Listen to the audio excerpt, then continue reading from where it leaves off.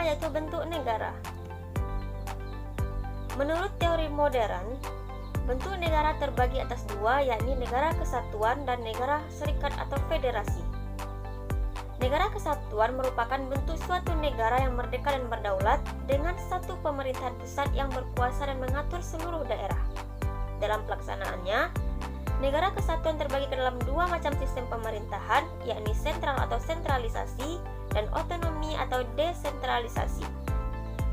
Selanjutnya itulah negara serikat atau federasi, merupakan bentuk negara gabungan yang terdiri dari beberapa negara bagian dari sebuah negara serikat. Penyerahan kekuasaan dari negara-negara bagian kepada negara serikat tersebut dikenal dengan istilah limitatif atau satu demi satu. Bentuk negara yang selanjutnya yaitu dari sisi pelaksanaan dan mekanisme pemilihannya. Terbagi atas tiga, yakni bentuk negara monarki, oligarki, dan demokrasi.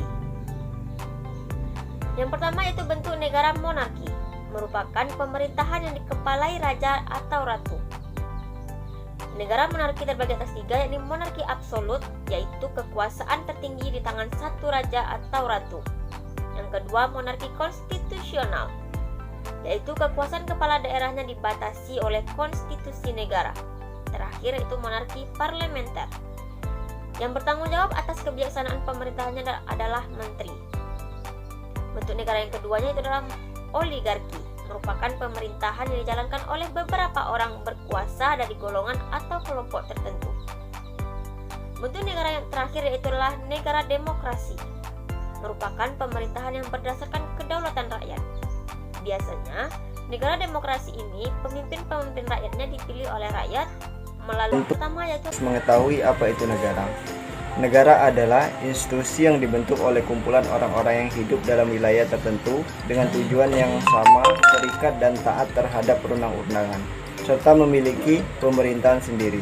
Negara dibentuk atas dasar kesepakatan bersama yang bertujuan untuk mengatur hidup anggota dan memperoleh hidup dan memenuhi kebutuhan mereka. Teori-teori bentuk negara dikembangkan para ahli berkembang di zaman modern, bermuara pada dua paham yang mendasar. Pertama, paham yang menggabungkan bentuk negara dengan bentuk pemerintahan. Paham ini menganggap bahwa bentuk negara dengan bentuk pemerintahan yang dibagi menjadi tiga macam. Yang pertama, bentuk pemerintahan di mana terhadap hubungan yang erat terhadap eksekutif dan legislatif. Yang kedua, bentuk pemerintahan di mana ada pemerintahan yang tegas antara legislatif, eksekutif, dan yudikatif. Bentuk yang ketiga, bentuk pemerintahan di mana terdapat pengaruh dan pengawasan langsung dari rakyat terhadap badan legislatif. Kedua paham yang membahas bentuk negara atas golongan demokrasi dan direktorat. Dari teori-teori tersebut kemudian berkembang di zaman modern ini yaitu bentuk negara kesatuan dan negara serikat yang dapat dibentuk sistem sentralisasi dan sistem desentralisasi. Sistem pemerintahan mempunyai sistem dan tujuan untuk menjaga kestabilan negara itu. Selain itu, sistem pemerintahan juga mempunyai fondasi yang kuat, tidak bisa dirubah, dan statis. Sistem pemerintahan secara luas berarti sistem pemerintahan ini menjaga kestabilan masyarakat, menjaga tingkah laku para kaum mayoritas serta kaum minoritas, menjaga fondasi pemerintahan, serta menjaga kekuatan politik, ekonomi, pertahanan, serta keamanan sehingga terciptanya sistem pemerintahan yang kontinu dan demokratis, di mana pada sistem pemerintahan ini, para masyarakat dapat ikut andil serta turut serta dalam membangun pemerintahan tersebut. Sedangkan dalam artian sempit, sistem pemerintahan hanya bekerja sebagai sarana kelompok untuk menjalankan roda pemerintahan dalam waktu yang relatif lama. Pada umumnya, negara-negara di dunia menganut salah satu dari sistem pemerintahan tersebut. Sedangkan sistem pemerintahan sendiri terbagi menjadi tiga bagian. Yang pertama ada sistem pemerintahan secara presidensil, sistem pemerintahan secara komplementer, dan juga sistem pemerintahan campuran. Yang pertama saya akan membahas sistem pemerintahan secara presidensil. Pada sistem ini, presiden berkedudukan sebagai kepala negara sekaligus kepala pemerintahan, dan pemerintah tidak bertanggung jawab kepada parlemen. Menurut Rothkopf, sistem pemerintahan secara presidensil terbagi menjadi tiga unsur, Yang pertama, presiden yang terpilih oleh rakyat memimpin pemerintahan dan juga mengangkat pejabat-pejabat pemerintah yang terkait. Yang kedua, presiden dan Dewan Perwakilan mempunyai masa jabatan yang tetap. Dan yang ketiga, tidak ada status tumpang tindih antara badan eksekutif dan juga badan legislatif.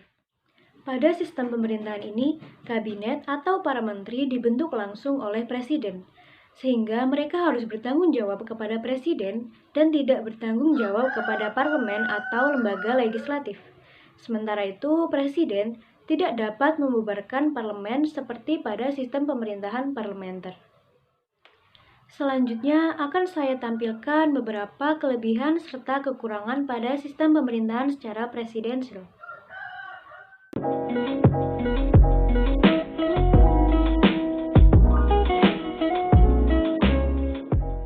Nah, itu tadi merupakan beberapa kelebihan serta kekurangan pada sistem pemerintahan secara presidensial. Lalu, mana sajakah negara yang menganut sistem pemerintahan tersebut? Yang pertama ada Amerika Serikat, Pakistan, Filipina, Argentina, dan juga pastinya adalah Indonesia. Yang kedua ada sistem pemerintahan secara parlementer. Dalam sistem ini, pemerintah harus bertanggung jawab kepada parlemen. Dan di dalam sistem ini juga, parlemen mempunyai kewenangan untuk melakukan pengawasan terhadap badan eksekutif. Pada sistem ini, kepala negara tidak berkedudukan sekaligus sebagai kepala pemerintahan. Kepala pemerintahannya adalah Perdana Menteri, dan juga kepala negaranya adalah Presiden jika bentuk negara tersebut adalah republik, serta dipimpin oleh seorang raja atau sultan jika negara tersebut berbentuk monarki. Anggota parlemen sendiri merupakan orang-orang dari partai politik yang memenangkan pemilihan umum dan mereka mempunyai peluang besar menjadi mayoritas serta mempunyai kekuasaan besar di dalam parlemen. Selanjutnya akan saya tampilkan beberapa kelebihan serta kekurangan pada sistem pemerintahan secara parlementer.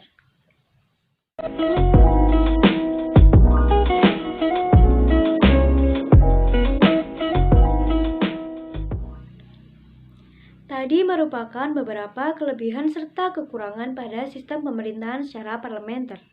Sedangkan negara-negara yang menganut sistem pemerintahan ini adalah Kerajaan Inggris, India, Belanda, Australia, dan juga Malaysia. Dan yang terakhir adalah sistem pemerintahan campuran. Pada sistem ini diambil hal-hal terbaik dari sistem presidensial dan juga sistem komplementer. Sistem ini terbentuk dari sejarah perjalanan pemerintahan suatu negara. Pada sistem pemerintahan ini memiliki presiden sebagai kepala negara dan juga memiliki Perdana Menteri sebagai kepala pemerintahan untuk memimpin kabinet yang bertanggung jawab kepada parlemen. Pasek Dianta berpendapat bahwa sistem pemerintahan campuran memiliki 3 ciri utama. Yang pertama, menteri-menteri dipilih oleh parlemen. Yang kedua, lamanya masa jabatan badan eksekutif ditentukan pasti melalui konstitusi. Yang ketiga, para menteri-menteri tidak bertanggung jawab kepada parlemen maupun kepada presiden. Selanjutnya, ada beberapa kelebihan serta kekurangan pada sistem pemerintahan campuran.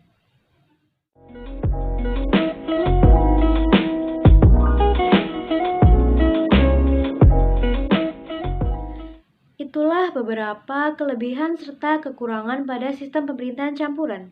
Sistem pemerintahan campuran ini berbeda dengan sistem pemerintahan presidensial dan juga parlementer. Negara yang menganut pemerintahan ini adalah Perancis. Kita telah selesai dalam membahas sistem pemerintahan. Selanjutnya, saya akan membahas mengenai